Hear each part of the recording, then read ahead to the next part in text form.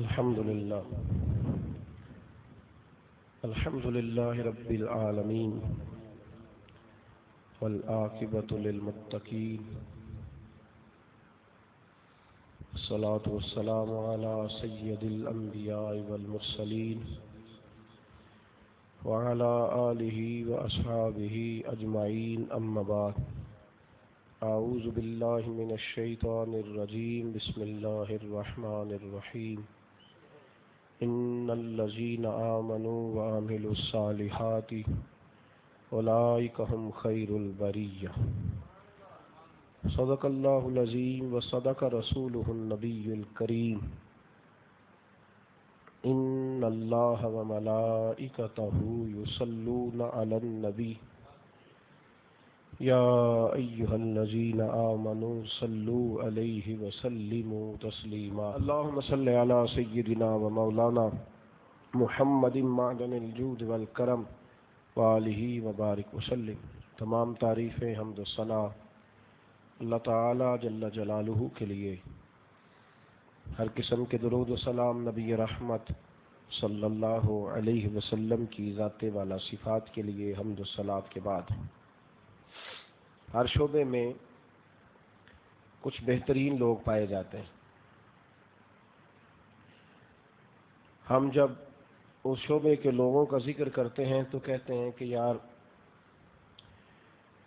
بہت سارے لوگ نقشہ نویس ہیں، لیکن یہ بہترین نقشہ نویس ہے، بڑا سمجھدار ہے، اپنے شعبے کا بڑا ماہر ہے۔ ہر آدمی بجلی کا کام کر لیتا ہے، پر یہ الیکٹریشین ایک بہترین الیکٹریشین ہے، یہ بڑا اس میں مہارت رکھتا ہے۔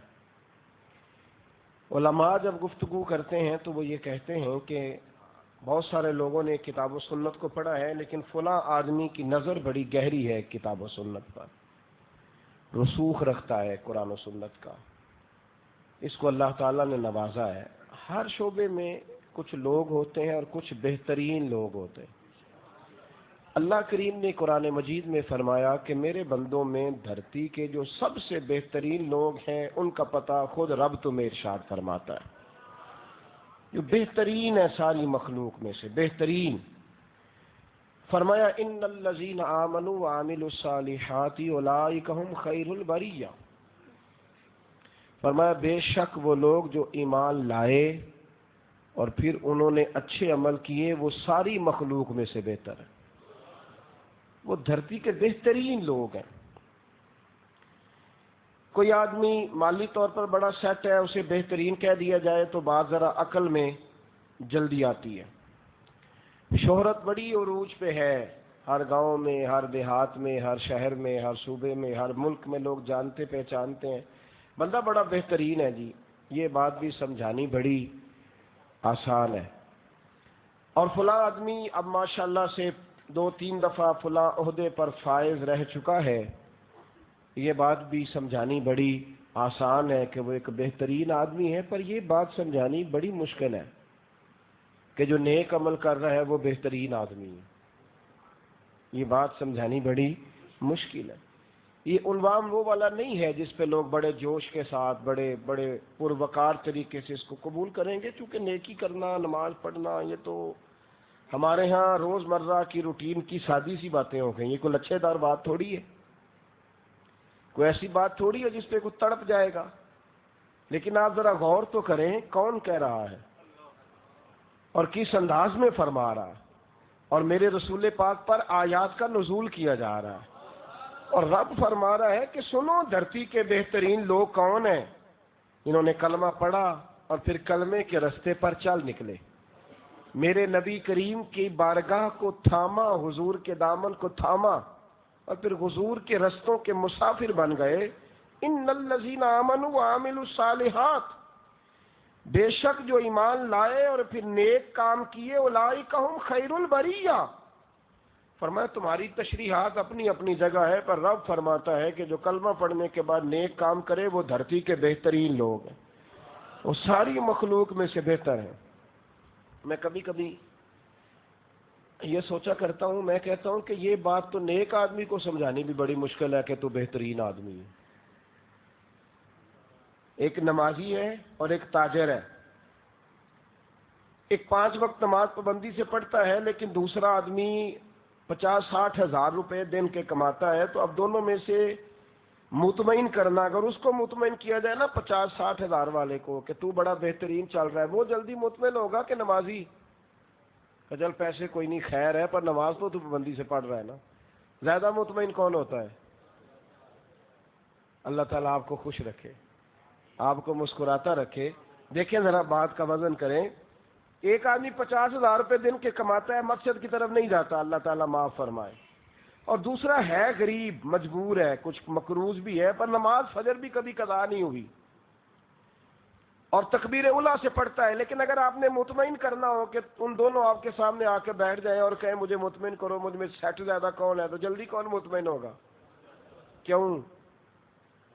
اس لیے کہ ہمارا مزاج بن گیا ہے، اس لیے کہ ترجیحات بدل گئی ہیں. ہم نے جن چیزوں کو منزل سمجھ لیا ہے وہ دراصل رستہ بھی نہیں تھا، وہ تو ابھی رستہ بھی نہیں تھا جس کو منزل بنا کے بیٹھ گئے. فرمایا جا رہا ہے کہ جو ایمان لانے کے بعد اچھے عمل کرے وہ ساری مخلوق میں سے بہتر ہے. تم کسی کی دولت دیکھ کر، کسی کی شہرت دیکھ کر، کسی کا اقتدار دیکھ کر، کسی کا، یہ کئی دفعہ کچھ لوگوں کی شہرت زیادہ ہو جاتی ہے نا اور انہیں بہت سارے لوگ جاننے لگتے ہیں. کچھ لوگ ایسے ہوتے ہیں جن پر پردے ہوتے ہیں میری طرح، تو لوگ انہیں نیک بھی سمجھنے لگتے ہیں. ان کو بھی کبھی کبھی بدگمانی ہو جاتی ہے کہ میں اب کوئی شے ہوں. ان پر بھی ہمارے صوفیاء نے ایک پابندی لگائی، قرآن پاک نے انہیں بھی ایک حکم دیا. فرمایا ٹھیک ہے تم نمازی ہو، نیک ہو، پر ابھی مکمل نہیں ہوئے، ابھی دعا مانگو. کون سی دعا؟ جو حضرت ابراہیم نے مانگی تھی. اللہ نے فرمایا بیت اللہ بناؤ، اور جناب ابراہیم نے بیت اللہ بنایا تو مستری صاحب نے نہیں، معمار نے نہیں، اللہ کے نبی نے بنایا. اور انہوں نے اپنے ساتھ کام کرنے کے لیے کوئی امتی، کوئی غلام، کوئی شاگرد، کوئی مرید نہیں، بلکہ اپنے بیٹے کو بلایا. اور بیٹے بھی عام نہیں تھے، جناب اسماعیل تھے، وہ بھی اللہ کے رسول ہیں. دونوں نے مل کے بیت اللہ بنایا. اللہ نے حکم دیا تھا بیت اللہ کی تعمیر کی. جب مکمل ہو گیا تو اب دعا پتہ کیا کرتے ہیں؟ کہتے ربنا تقبل منا، یا اللہ کچھ نیکی ہو گئی ہے پر رحمت کی نظر کر اس کو ہم سے قبول فرما لے. یا اللہ کچھ نیکی ہو گئی ہے تو اسے ہم سے قبول. انہیں بھی قبولیت کا ڈر ہے. عید والا دن تھا، رمضان گزرا تھا، تو حضرت عمر اندر رو رہے تھے. آپ کی زوجہ ناراض ہوگی، کہنے لگی کوئی ٹائم بھی ہوتا ہے، ہر وقت ہی ایک کام، مطلب کوئی طریقہ بھی ہونا چاہیے. عید والا دن ہے، سارا زمانہ خوشیاں منا رہا ہے اور آپ نے پھر رونا شروع کر دیا ہے. چلے کبھی ہوتا ہے کبھی نہیں ہوتا، ہر وقت تھوڑی ایک بات کرتے ہیں. اٹھیے، سارا زمانہ خوشیاں منا رہا ہے، آپ بھی کپڑے بدلیے، خوشبو لگائیے، کسی سے ملیے. آج عید ہے. تو حضرت عمر پھر رو پڑے، فرمانے لگے عید تو اس کی ہے جس کو پتہ چل گیا کہ اس کے نماز روزہ قبول ہو گیا ہے. تو مجھے تو ابھی تک طے نہیں ہوا کہ میرا مقبول ہوا ہے کہ مردود ہوا ہے. تو طے ہو لینے دے، پھر عید منا لیں گے. ابھی تو وہ بے نیاز ہے، وہ رکھے یا نہ رکھے وہ بے نیاز ہے. ابھی طے نہیں ہوا بھائی، ابھی تو طے نہیں ہوئے معاملات. بہترین لوگ دنیا کے وہ ہیں جو ایمان لائیں اور پھر نیک کام کریں. اگر پورا تیرا کاروبار سیٹ ہے میرے بھائی، پورا، اور تجھے مالی طور پر کوئی پریشانی نہیں، پر تیری صرف اشار رہ جاتی ہے نا، تو پھر تو بہترین نہیں. ابھی تو رستے میں ہے. تیرا حساب سارا ٹھیک ہے، بل وقت پہ دیتا ہے، کپڑے وقت پہ آ جاتے ہیں، کبھی کبھی دھوبی کے استری کپڑے پہننے کے بھی موقع مل جاتا ہے، ساری سہولیات ہیں، ایک گاڑی بھی اپنی ہے. لیکن اگر روز قرآن پاک نہیں نہ کھلتا، ابھی تو بہترین نہیں، ابھی تو رستے میں، ابھی تو رستے میں. اگر تیرے پاس گاہک تو روز آتے ہیں، پر تیری مجبور بہن تجھے کبھی بھی فون نہیں کرتی کہ یہ کبھی تعاون نہیں کرے گا. گاہک روز آتے ہیں، پر دکھی بہن نے کبھی تجھے فون کر کے دکھ نہیں بتایا، تو ابھی تو بہترین نہیں، ابھی تو بہترین نہیں. نمازی تو پکا ہے، پر اگر تیرا بھائی کسی یار سے تو قرضہ لیتا ہے پر تجھے فون نہیں کرتا کہ یہ تو سارے زمانے کو بتائے گا، تو پھر تو حاجی نمازی تو ہے، پر ابھی تو بہترین آدمی بن. اس طرح کر، کلمہ پڑھ، اور پھر وہ سارے اخلاق سمجھ جسے میرے رسول پاک نے بیان فرمایا ہے.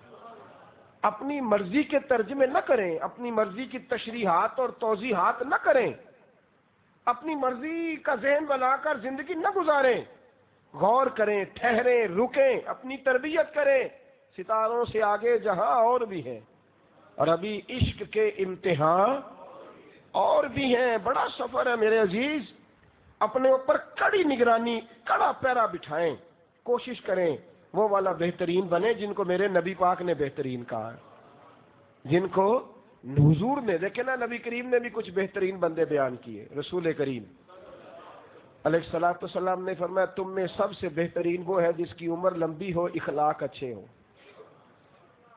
یہ نہ کوئی کہیں کہ چاچا جی بڑے جلالی ہیں، عمر لمبی ہو، اخلاق، ہمارے زمانے میں اخلاق اچھے کرنے کا ٹائم آتا ہی کوئی نہیں۔ بچپن میں کوئی آدمی برا بولتا ہے تو کہتے ہیں ابھی بچہ ہے،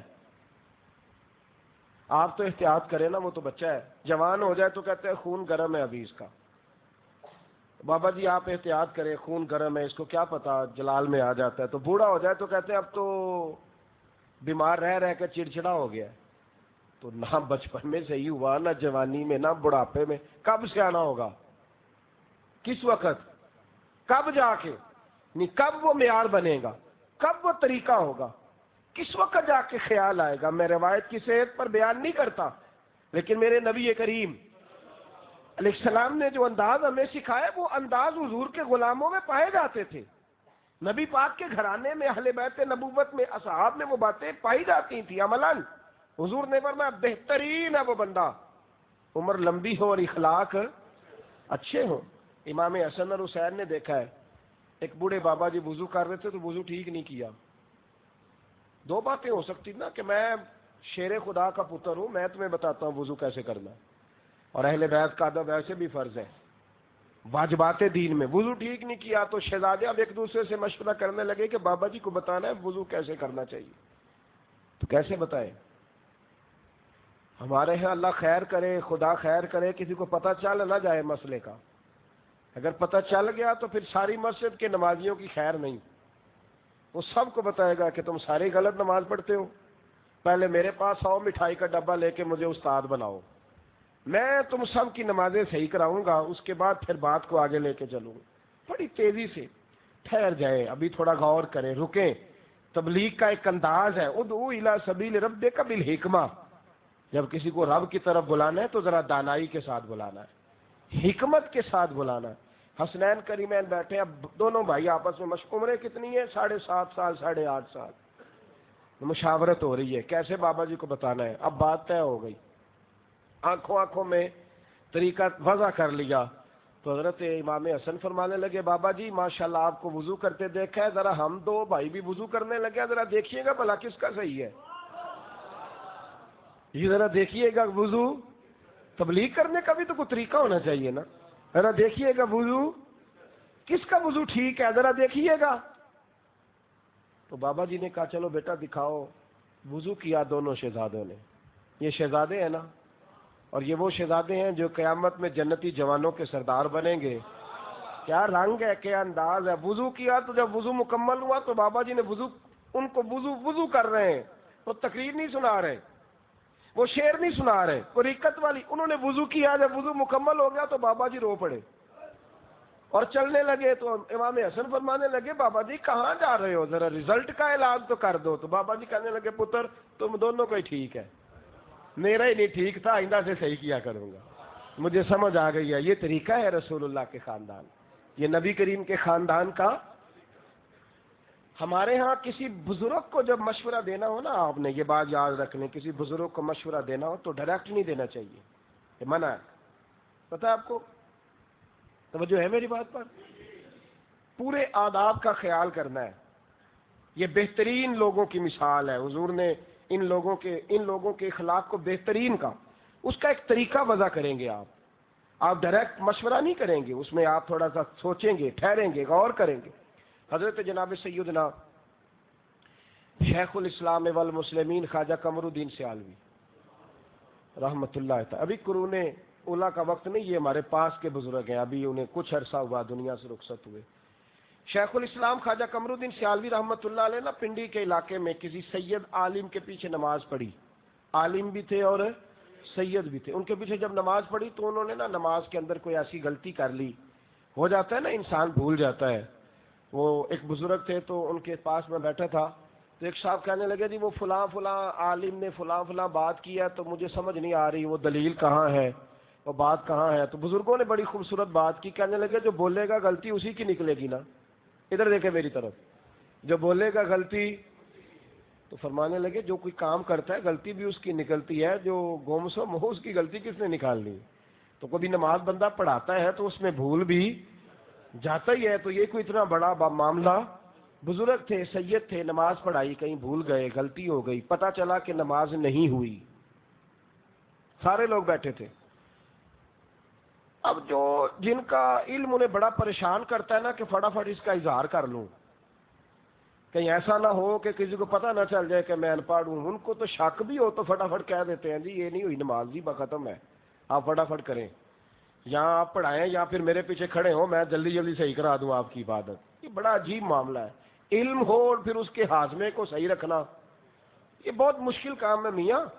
بڑے کم لوگوں میں یہ بات ہوتی ہے. اب وہ سارے علماء اور بھی تھے پیچھے, تو خواجہ قمر الدین سیالوی کی طرف دیکھ رہے ہیں کہ یہ ہمارے بزرگ ہیں, یہی کوئی بات کریں گے تو سمجھ میں آئے گی.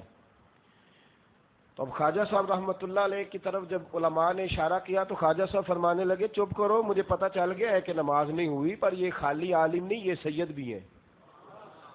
تو اب میں نا لفظ تلاش کر رہا ہوں, کوئی جملہ مل جائے تو میں ان کو بتاؤں, ذرا مجھے کوئی جملہ نہیں مل رہا.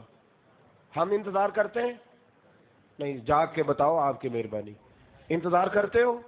میں کہا کرتا ہوں دعا کرو کسی بیچارے بوڑھے آدمی کا کبھی موبائل نہ کھلا رہ جائے نماز میں, ورنہ وہ تو گیا کام سے. سب لوگ کہیں گے کہ بابا جی تسی موبائل رکھے ہے, تو پھر کھلا بھی رہ گیا تھوڑا.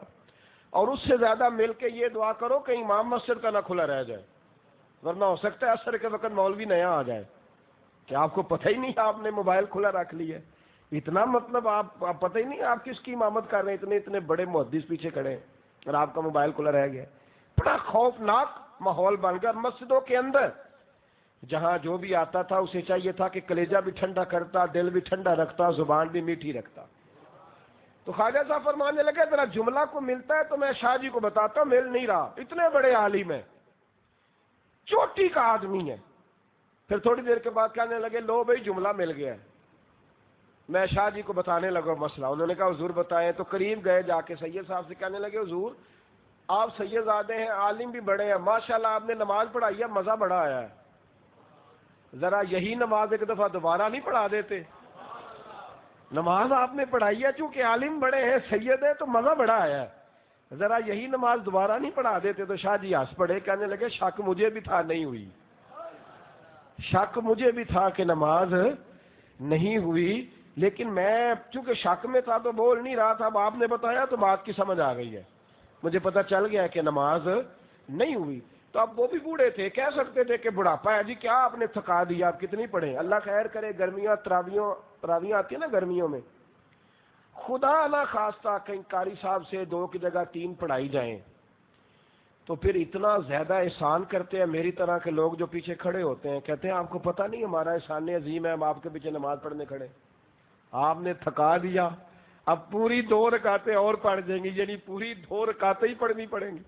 یہ آپ نے کیا کیا. میرے نبی کریم علیہ السلام نے فرمایا تم میں سے بہترین بندہ وہ ہے عمر لمبی ہو, اخلاق اچھا ہو, میٹھا بولے.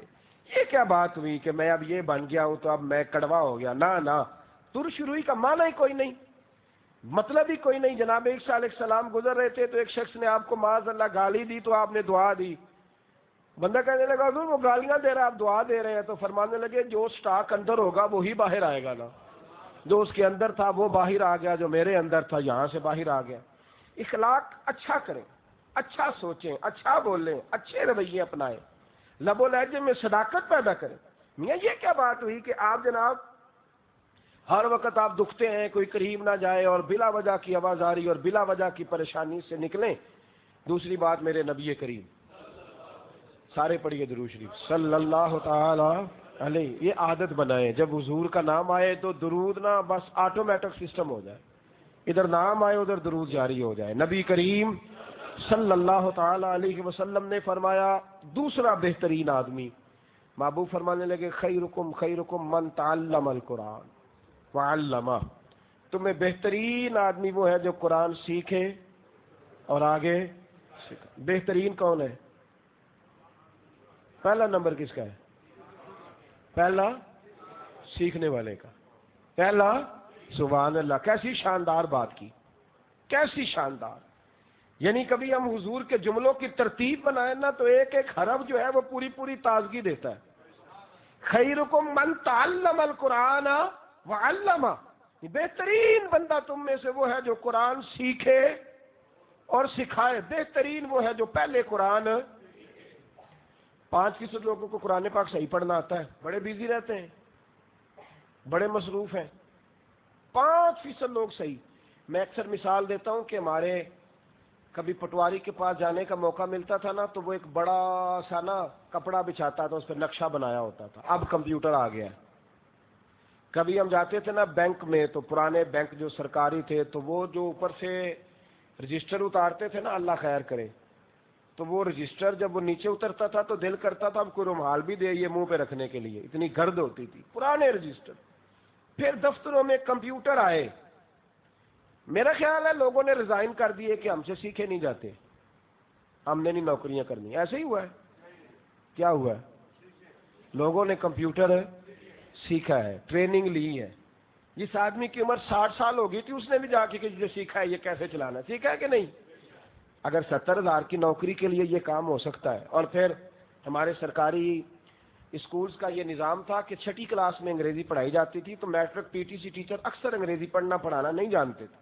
جب گورنمنٹ کے کان میں کسی نے بتایا نا کہ پہلی کلاس سے انگریزی لگانی ہے، تو جن ٹیچروں کو نوکری کرتے 26 سال بیت گئے تھے انہوں نے بھی جا کے انگریزی سیکھی ہے، اسپیشل ٹریننگ لی ہے۔ کسی نے کہا تو نہیں کہ اب میں 70 سال کی عمر میں انگریزی سیکھوں، میری زبان موٹی ہو گئی ہے جی، مہربانی کریں ریزائن لے لیں، میں 40,000 کی نوکری کے لیے انگریزی نہیں سیکھ سکتا۔ کہا ہے کسی نے؟ کیوں؟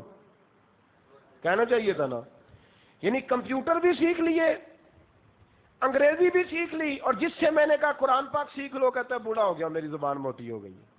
یہ بہانہ اللہ کی بارگاہ میں نہیں چلے گا، بڑی ذمہ داری سے بتا رہا ہوں، نہیں چلے گا۔ یار دکھ کی بات نہیں کہ انگریز کی لکھی کتاب تجھے صحیح پڑھنی آتی اور رب کا کلام صحیح پڑھنا ہی نہیں آتا۔ میں مخالف نہیں ہوں انگریزی پڑھنے پڑھانے کا، خدا را وزن تو کرنا، وزن کر کہ تو غیر کا لکھا مکالمہ صحیح پڑھنا جانتا ہے اور ایک رکوع قرآن پاک کا سیدھا نہیں پڑھنا آتا، اور یا تو بیڑا غرق ہو گیا یا تو ایسے ایسے پاگل میدان میں آ گئے۔ ایک پیر صاحب کی میں دعا سن رہا تھا کل، ایک محفل میں تھا، بیچارے کو ربنا آتینا فی الدنیا سیدھی پڑھنی نہیں آتی، اور اس کا مرید دعویٰ کر رہا تھا کہ جناب ہو آپ کو کیا بتائیں حضرت کہاں پہنچے ہوئے۔ میں نے کہا وہ تو میں نے دعا سن ہی لی ہے کہاں پہنچا ہے، اب مجھے یہ نہیں پتا کہ اس سے اگلا اسٹیشن اس کا کون سا ہے۔ باں ظلموں جو کرے فقیری اور کافر مرے دیوانہ ہوں۔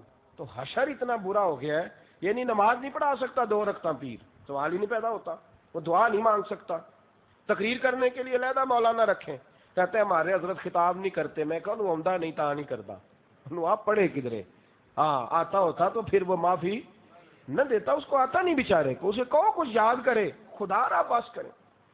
جہالت والی قومیں بھی کبھی آگے نکلتی ہیں، تو جہاں دین سکھانے والوں کا یہ اشر ہو جائے وہاں آگے بات کیا بنے گی؟ خدا را سمجھے 5% لوگوں کو قرآن مجید صحیح پڑھنا آتا ہے۔ آؤ سنگیوں بات بتاؤں، کیا انداز ہے میرے رسول پاک کا، اور کیا محبت ہے حضور کی قرآن پاک سے۔ امام فخر الدین رازی فرماتے ہیں ایک صحابی حضور کے سامنے بیٹھے، اللہ کے نبی کریم علیہ الصلوۃ والسلام نے فرمایا او میرے غلام، یہ ابھی اسرائیل آئے تھے، ابھی مجھے بتا گئے کہ بس تھوڑا ٹائم رہ گیا تو جانے والا ہے۔ وہ صحابی ذرا پریشان نہیں ہوئے، نہ بچوں کی بات نہ گھر کی بات، ہم کیوں پریشان ہو؟ ادھر بھی حضور کا جلوہ ہے، قبر میں بھی جائیں گے تو مصطفیٰ کا جلوہ ہے، کیا پریشانی کیا ہے؟ نبی کریم علیہ الصلوۃ والسلام سے عرض کرنے لگے حضور حکم کریں، جو وقت رہ گیا اس میں کیا ایسا عمل کروں کہ وہ میں عمل کرتا جاؤں اور رب مجھے جنت عطا کر دے۔ اللہ کے محبوب نے فرمایا وہاں قرآن پاک صفحہ پڑھا، وہ اٹھا کے لا، میں تجھے سکھاتا ہوں، تو سیکھنا شروع کر۔ قرآن سیکھتا سکھاتا دنیا سے چلا جا، رب تجھے بغیر حساب کتاب جنت عطا فرما دے۔ آ جا قرآن سیکھے، آ بیٹھ قرآن سیکھے۔ من تعلم کے لفظ سے نا محدثین نے ایک معنی اخذ کیا ہے. وہ کہتے ہیں کہ کوئی یہ نہ کہے کہ مولانا صاحب آپ پڑھاتے ہیں تو خود نہیں پڑھتے. نہ، ایسا نہیں ہوتا. ہم جب قرآن مجید کھولتے ہیں تو اس کی کئی تفسیریں دیکھتے ہیں، یعنی ہر وقت قرآن مجید کو سیکھتے رہتے ہیں، ہر وقت قرآن پاک کو سیکھتے ہیں، ہر مقام پہ قرآن پاک کو سیکھتے ہیں، ہر جگہ. اور بڑا لطف آتا ہے جب آپ کوئی نئی تفسیر دیکھتے ہیں تو ایک نئی چیز کا ذہن میں اضافہ ہوتا ہے. اور پھر وہ جملہ مولا علی شیر خدا کا یاد آتا ہے. فرمایا کرتے تھے مجھے نبی کریم نے فرمایا تھا، علی میرا قرآن کبھی پرانا نہیں ہوگا، یہ جب پڑھو گے تمہیں نئی تازگی دے گا. یہ ہے 30 سپارے، پر کوئی یہ نہیں کہے گا میں نے بڑی دفعہ پڑھے ہیں. جب بھی پڑھے گا نا اسے مزہ اللہ نیا ہی عطا کرے گا. کبھی نہیں ہوگا کہ یہ پرانا ہو جائے. قرآن کبھی پرانا. قرآن سیکھیں. حضرت سلمان فارسی بیٹھے تھے تو مسجد میں، مدائن کی جامع مسجد میں، تو کسی نے لوگوں کو بتایا کہ مسجد میں حضرت سلمان فارسی بیٹھے ہیں، تو رش پڑنے لگ گیا، رش ہونے لگا. 1 2 10 12 100 50 150 1000 بندہ جمع ہو گیا. اب حضرت سلمان فارسی گورنر بھی تھے تو باتیں کیا پوچھ رہے ہیں. کوئی پوچھ رہا ہے حضور کیسی چل رہی ہے آپ کی گورنری، فلاں صوبے کی سیاست کیسی ہے، یہ فلاں معاملہ کیسا ہے. آپ کو پتہ ہے ہمارے ہاں جب لوگ آتے ہیں تو وہ سب سے پہلے یہی پوچھتے ہیں طبیعت کیسی ہے، پھر ٹیلی فون پہ کہتے ہیں اور پھر سناؤ. تو اب یہ اور پھر سناؤ، اگر جو بندہ سامنے تفسیر پڑھ رہا ہے وہ اگر کہہ دینا کہ جی آپ مہربانی کریں کوئی بات ہے تو کریں، ورنہ میں مصروف ہوں، تو فون پہ ہی کہتے ہیں جناب دیکھیں تقریر کتنی اچھی کرتے ہیں اور اخلاق اس طرح کا ہے. حالانکہ یہ نہیں پتا کہ سامنے تفسیر کھلی تھی جب آپ کا فون آیا تھا اور وہ صاحب تلاوت کر رہے تھے. وہ عالم جن کو آپ نے فون کیا، اب آپ سے اگر کہہ دیا جائے نا کہ یہ اور سناؤ چھوڑو مطلب کی بات کرو، لوگ ناراض ہو جاتے. حضرت جناب سلمان فارسی رضی اللہ تعالیٰ عنہ بیٹھے تھے تو گپ شپ والے لوگ جمع ہو گئے. گپ شپ والے 1 2 4 5 10 1000 کا مجمع لگ گیا. کیا حال ہے، کیسے ہے، شور ہو گیا نا جی، صحابی رسول بیٹھے ہیں اور گورنر بھی ہیں. جب مجمع زیادہ ہوا تو حضرت سلمان فارسی کہنے لگے ماشاءاللہ کافی لوگ ہو گئے، کچھ کر نہ لے. حضور کیا کرنا ہے؟ فرمایا قرآن مجید لاؤ، میں تمہیں سورہ یوسف کی تفسیر پڑھاتا ہوں. سورہ یوسف کی تفسیر پڑھاتا ہوں. اب وہ قرآن مجید کا صحیفہ آ گیا، حضرت سلمان فارسی تفسیر پڑھانے لگے. بہت سارے لوگوں کو کام یاد آ گیا، بہت ساروں کو مشکل بن گئی، بندے رہ گئے 100 پیچھے، 900 چلے گئے.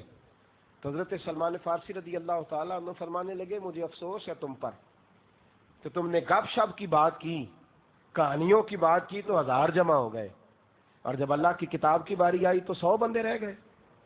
یہ تمہارا معیار ہے؟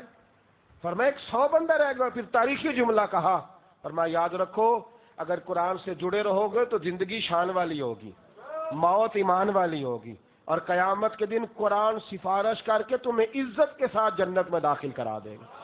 قرآن سے رشتہ بہترین ہے وہ شخص جو قرآن پڑھے اور قرآن پڑھائے، قرآن سیکھے اور قرآن. میں نے بوڑھے بوڑھے مشائخ کو دیکھا ہے، علماء کو بڑھاپے میں بھی کبھی ملنے چلے جائیں تو وہ پوچھتے ہیں وہ فلاں تفسیر کے بارے میں بتاؤ نا ذرا، اس پر فلاں اعتراض وارد ہوتا ہے تو آپ جواب دیں. بڑا مزہ آتا ہے کہ یار اس عمر میں بھی قرآن سے جڑے ہوئے ہیں، قرآن پاک سے دل لگا ہوا ہے.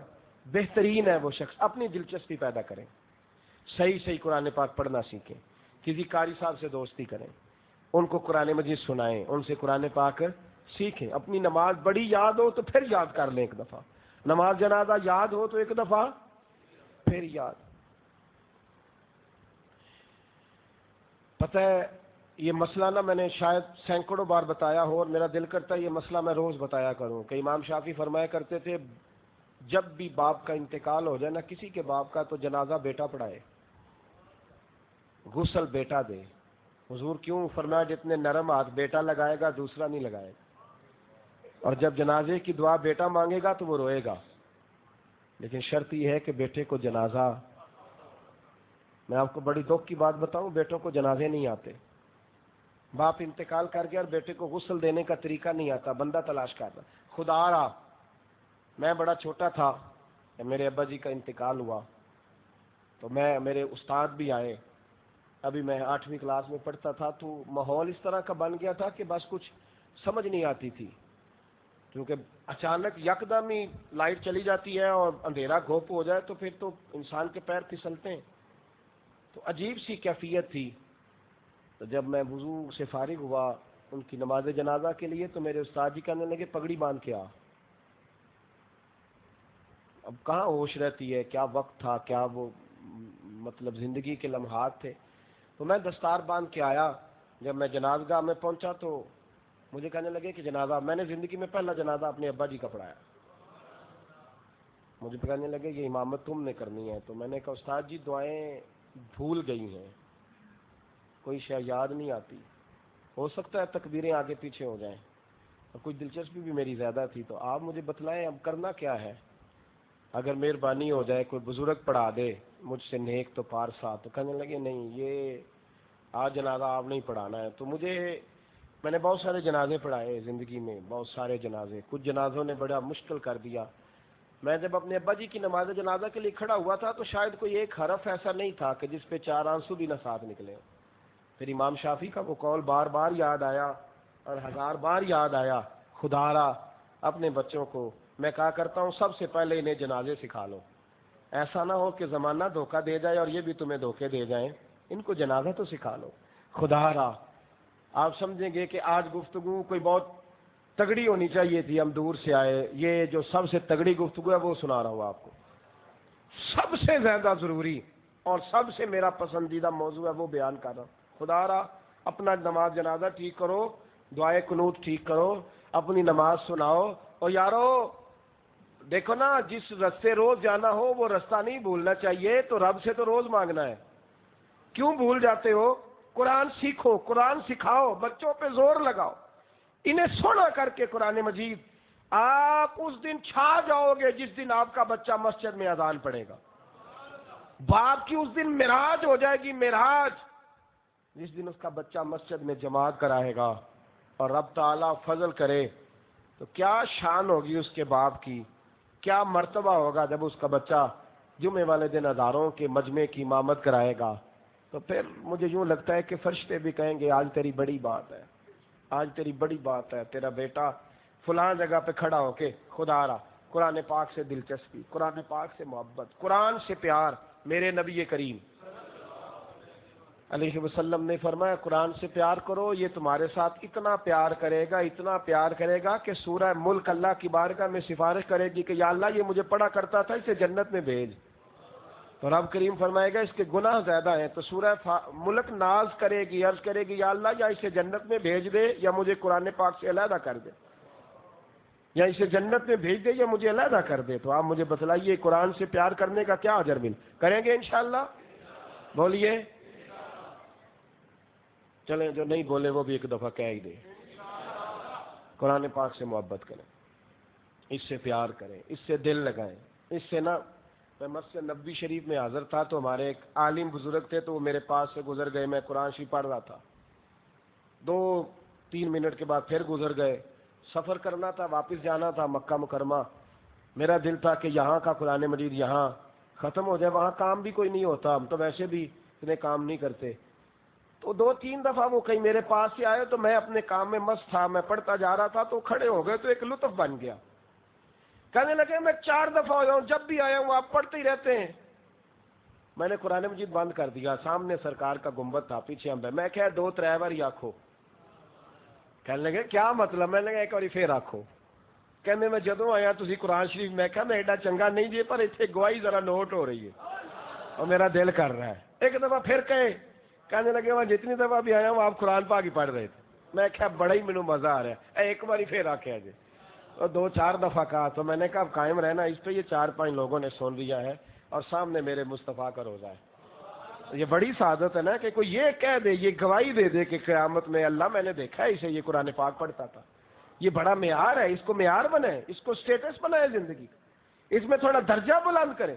میرے بھائی قرآن پاک ایک روح کا رشتہ ہے قرآن پاک کے ساتھ, اس کو ذرا بنائیں, اس کو ذرا سجائیں. حضرت امام شافعی کی بات کر رہا تھا تو ایک بات اور یاد آ گئی. فرماتے ہیں میرے علاقے کا ایک نوجوان تھا, عالم فاضل نہیں تھا پر نیک بڑا تھا, میرے ساتھ حج کرنے آ گیا اور مجھے وہاں جا کے پتا چلا وہ بھی آیا ہوا ہے. فرماتے ہیں وہ حج میں بڑی کوشش کرتا اس سے ملنے کی, تو کہتا حضور کیا حج میں باتیں کرنی, رب رب نہ کریں, احرام باندھا ہوا ہے بعد میں بات کریں گے. فرماتے ہیں موقع ہی نہ دیتا, جوان تھا بڑا پرہیزگار. فرماتے ہیں وہ جب بھی دعا کے لیے ہاتھ اٹھاتا تو کہتا یا اللہ مجھے قبر میں بھی نماز کی اور قرآن کی توفیق دینا. کہاں؟ مولا علی ایک دن آ کے کھڑے ہو گئے، عرض کرنے لگے یا رسول اللہ جنت میں نماز بھی ہوگی کہ نہیں؟ تو حضور نے فرمایا علی نماز کی جگہ تو یہ ہے، وہاں تو اجر ملے گا نماز کا. تو عرض کرنے لگے حضور جہاں نماز نہیں نہ ہوتی علی کو مزہ کوئی نہیں آتا دن گزارنے کا، جنت میں نماز کی تلاش. تو امام شافعی فرماتے ہیں کہ وہ نہ دعا مانگ رہا تھا یا اللہ قبر میں بھی توفیق دینا، اور میرے قابو نہیں آتا تھا، میں بڑی کوشش کرتا ذرا بیٹھے کو بات چیت کروں پر وہ نکل جاتا اور اپنی عبادت میں لگ جاتا. فرمانے لگے ایک دن نا وہ حکیم کے پاس بیٹھ کے قرآن پاک پڑھ رہا تھا، میں 2-3 دفعہ گزرا تو پڑھ ہی رہا تھا. میں نے کہا آج قابو آ گیا ہے. میں اس کے پیچھے بیٹھ گیا اور میرے دل میں خیال تھا کہ جتنا بھی آج پڑھے گا نا میں نے اسے 2-4 باتیں کر کے ہی جانا ہے. آپ فرماتے ہیں بھی میرے دل میں خیال آیا، اس نے قرآن مجید سمیٹا اور میری طرف دیکھ کے کہنے لگا حضور میں بھی آپ کا انتظار کر رہا تھا، آج میرا بھی دل تھا آپ سے ملنے. کہتا میں خوش ہو گیا، لیکن اس نے کمال کر دی، جیب سے چند دینار نکالے اور کہنے لگا حضور آج ظہر کی نماز کے بعد نا میرا انتقال ہو جائے گا، تو یہ نا پیسے رکھ لیں، کفن خرید کے نا تو میرا جنازہ پڑھ کے تو یہاں جنت المعلا میں دفن کر دینا. امام صاحب کہتے ہیں میں اگلے لفظ کہنے لگا تھا کہ مجھ پہ سختہ آ گیا. کہنے لگا حضور مہربانی کر دیں کہ آپ میرے علاقے کے ہیں. تو میں چپ کر گیا. ظہر کی نماز میں نے دوبارہ اس جگہ پڑھی تو میرے ساتھ صف میں موجود تھا. فرض بھی اکٹھے پڑھے، سنتیں بھی اکٹھی پڑھی، نفل پڑھ کے جب میں نے توجہ کی تو وہ زمین پہ لیٹا ہوا تھا. میں قریب جا رہا تھا تو اس کے کلمے کی آواز میرے کانوں میں آ رہی تھی، اور جب تک میں اس کے پاس پہنچا اس کی روح پرواز کر گئی. عرش فرشتے بانگا ملیاں مکے پہ گئی شور، بلے شاہ ایسا نہیں ہوں مرنا، اتنے مر گیا ہی کوئی ہور. آپ فرماتے میں نے غسل دیا، کفن دیا، دفن کر دیا. کئی سالوں کے بعد میں دوبارہ آیا، اسی جنت المعلا میں مجھے ایک اور جنازہ پڑھنے کا موقع ملا. میرے دل میں ہمیشہ خیال آتا تھا کہ وہ تو کہتا تھا یا اللہ قبر میں بھی قرآن کی توفیق دینا، تو یا اللہ مجھے دکھا وہاں پڑھتا ہے کہ نہیں پڑھتا. تو امام صاحب فرماتے ہیں وہ میرے دل میں بات تھی، اللہ نے موقع دیا، میں دوبارہ جنازے میں گیا تو جو قبر کھودی گئی وہ اس کی قبر کے بالکل ساتھ تھی. اچانک میری نظر پڑی تو قبر کی دیوار گر گئی. لوگ پریشان ہو گئے، کہنے لگے آپ عالم، اب آپ بتائیں کیا کرنا ہے. تو کہتا ہے میں نے جھانک کے ذرا آگے دیکھا تو اندر بیٹھ کے قرآن پاک پڑھ رہا تھا. تو میری طرف دیکھ کے کہنے لگا السلام علیکم امام صاحب، یہ دیوار شیوار کوئی نہیں گری، یہ اللہ نے آپ کی دعا قبول کر لی ہے. آپ کو پتہ چل گیا نا رب نے مجھے قبر میں بھی قرآن پڑھنے کی توفیق عطا فرمائی. سمجھ آ گئی نا آپ کو؟ فرمانے لگے اب دیوار بند کر دو اور مہربانی کرنا دوسروں کو نہ بلانا. میں ٹھیک ہو گیا، آپ کی دعا قبول ہو گئی. بھائی قرآن پاک سے دلچسپی، شوق پیدا کریں، ذوق. یار کچھ نہ ہو سکے تو اسے دن میں ایک دفعہ چوم کے سینے سے تو لگایا کرو، اس میں ہی بڑا ذائقہ ہے، اس میں ہی بڑا لطف ہے. کبھی اس سے پیار تو کر کے دیکھو. یہ اللہ کی کتاب ہے اور اس کا ایک ایک حرف وہ ہے جس کی تشریح مدینے کے چاند نے بیان فرمائی. ایک تیسری بات، میرے نبی کریم علیہ السلام نے فرمایا، یہ بخاری مسلم کی حدیث ہے، فرمایا تم میں سے بہترین شخص وہ ہے جسے عہدہ دیا تو جائے پر وہ عہدے پر بیٹھنا پسند نہ کرے. اللہ ہی خیر کرے. یہ بخاری مسلم کی حدیث. عہدہ دیا تو جائے پر وہ عہدے پر بیٹھنا پسند، وہ تم میں سے بہترین آدمی، تم میں سے وہ. لیکن اگر روز خواب آئیں کہ سویرے میں اٹھوں تو صدر میں ہی ہوں تو پھر تو بندہ بہترین نہیں. یہ جو کرسی ہے نا، کرسی یہ چاؤ ہے، اس چاؤ سے نکلیں. یہ تو ذمہ داری ہے. میرے نبی کریم علیہ السلام نے فرمایا جس کو کہا گیا نا، 2 لوگوں نے کہا کہ ہمارے درمیان فیصلہ کر دو، سمجھ لو بغیر چھری کے ذبح کر دیا گیا ہے. بڑا شوق ہے لوگوں کو پنچایتی بننے کا، چودھری بننے کا، جج بننے کا. نکلیں، یہ خواہشات ختم کریں، یہ اس سے ذرا باہر آئیں. فیصلہ کرانا اور مجھے عہدہ مل جائے اور میں نکل جاؤں، سازشیں کرنا، جدوجہد کرنا، سیاست کرنا، مکاری کرنا. فرمایا بہترین بندہ وہ ہے کہ لوگ عہدہ دیں، مبتلا کیا جائے پر وہ نفرت کرے، وہ پرہیز کرے. حضرت عمر فاروق نے نا حضرت ابو ہریرہ رضی اللہ تعالیٰ عنہ کو بلایا تو جناب فاروق اعظم رضی اللہ تعالیٰ عنہ بلا کے فرمانے لگے ابو ہریرہ میرا دل کرتا ہے میں تمہیں فلاں صوبے کا گورنر بنا دوں. تو حضرت ابو ہریرہ فرمانے لگے کوئی اور بندہ نہیں ملا تھا ذبح کرنے کے لیے؟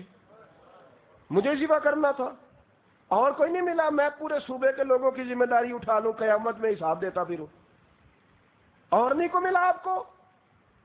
یہ وہ ابو ہریرہ ہے جنہوں نے ڈائریکٹ میرے رسول پاک سے دین لیا ہے، دین کو جانتے تھے۔ تو معیار دیکھیں کیا ہے بات کا، کہنے لگے عمر اور نہیں کو ملا ذبح کرنے کو؟ تو حضرت عمر فاروق فرمانے لگے ابو ہریرہ یوں نہ کر یار، حضرت سلیمان بھی تو اللہ کے نبی تھے، انہوں نے بھی تو حکومت قبول کی۔ تو حضرت ابو ہریرہ فرمانے لگے وہ نبی تھے، معصوم تھے، میں اس مقام پہ نہیں ہوں، اس کی ذمہ داری لگائیں جو یہ کام کر سکتا ہے۔ ہاں بعض اوقات بعض بزرگوں نے اسے قبول کیا ہے، جب انہوں نے سمجھا کہ لوگ ظالم ہیں، ظالم بیٹھ جائیں گے تو حالات خراب ہوں گے، تو وہ آئے، لیکن وہ اس کو پسند نہیں کرتے تھے۔ حضرت عمر بن عبدالعزیز سے کسی نے کہا کہ اپنے بیٹے کو اپنے بعد حکمران بنا دے، تو فرمانے لگے جن انگاروں پہ میں بیٹھا رہا ہوں جاتی دفعہ بیٹے کو بٹھا جاؤں تاکہ ساری قوم کا بوجھ اٹھائے۔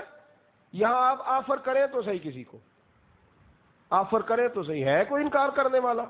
سوال ہی نہیں پیدا۔ یہ ذمہ داری ہے، ایک پھولوں کی سیج نہیں ہے، یہ ذمہ داری ہے۔ خیر ہمارے ملک میں تو اتنا مسئلہ نہیں حکمران بننا، ہمارے ہاں تو لوگوں نے جھوٹ بولنے کو بھی معاذ اللہ ثواب قرار دے دیا ہے۔ وہ کہتے ہیں یہ بھی ضروری ہے بڑا لیڈر بننے کے لیے، یہ ضروری ہے، اس کے بغیر بڑا لیڈر کیا تماشا ہے۔ یعنی اس معیار کے لوگ بھی اتنی بڑی ظالمانہ بات بھی کتنی آسانی سے کر کے گزر جاتے ہیں۔ یعنی وہ کہتے ہیں جھوٹ بولیں گے تو آپ بڑے بنیں گے نا، ویسے یعنی حد ہو گئی ہے کوئی بات کی، اور قوم ہے کہ اس پہ مزے لے رہی ہے۔ اللہ تعالیٰ ہمیں سمجھنے کی توفیق عطا فرمائے، اللہ تعالیٰ ہمیں سمجھنے کی توفیق عطا فرمائے۔ سنیں، حضرت سعید بن عامر کو حضرت عمر نے ایک صوبے کا گورنر بنایا تھا۔ تو حضرت عمر نے نا اس صوبے کے وزیر مالیات سے کہا کہ جو غریب لوگ ہیں نا ان کی لسٹ بنا کے بھیجو۔ جب غریبوں کی مسکینوں کی لسٹ آئی تو اس میں چوتھا نمبر گورنر صاحب کا بھی تھا، گورنر صاحب کا۔ حضرت عمر فاروق رضی اللہ تعالیٰ نے لسٹ پڑھی تو فرمانے لگے یہ سعید بن عامر کون ہے؟ کہا حضور وہی ہیں جنہیں آپ نے گورنر بنایا۔ فرمایا گورنر مسکین؟ تو وزیر کہنے لگا حضور ان کے کپڑوں پہ اب جگہ نہیں بچی پیوند لگنے کی، ہر جگہ لگ گیا، اب تو نئی جگہ ہی کوئی نہیں جہاں پیوند لگایا جا سکے۔ تو حضرت عمر فاروق نے نا 1000 دینار بھیجا، فرمایا جاؤ اسے جا کے کہہ دینا یہ حکومت نے اپنے گورنر کی مدد کی ہے۔ جب وہ فنڈ آیا نا عشاء کی نماز کے بعد، باہر کسی نے آ کے پیغام دیا، آپ کی زوجہ کہنے لگی کوئی بلاتا ہے، جناب سعید بن عامر تشریف لے گئے۔ کون ہے؟ کہا مجھے امیر المومنین عمر نے بھیجا، 1000 دینار آپ کو دیے اور شاد شکوہ کیا کہ آپ نے بتایا ہی نہیں۔ جناب سعید بن عامر کہنے لگے انا للہ و انا الیہ راجعون۔ زوجہ کہنے لگی خیر تو ہے، مدینے سے کیا پیغام آ گیا؟ فرمانے لگے پیغام تو کوئی نہیں آیا، پر عجیب بات ہے میرے پاس عمر نے دولت بھیج دی ہے، مجھے فتنے میں مبتلا کرنا چاہ رہے ہیں۔ یہ لوگ جو میری شکایتیں لگاتے ہیں یہ مجھے فتنے میں مبتلا کرنا چاہ رہے ہیں۔ ساری رات نماز پڑھی، سوئے نہیں، فجر کے بعد نکلے تو سارا مال خیرات کر دیا۔ پھر حضرت عمر کے پاس گئے، کہنے لگے آپ کو کہا نہیں تھا مجھے گورنر نہ بنائے؟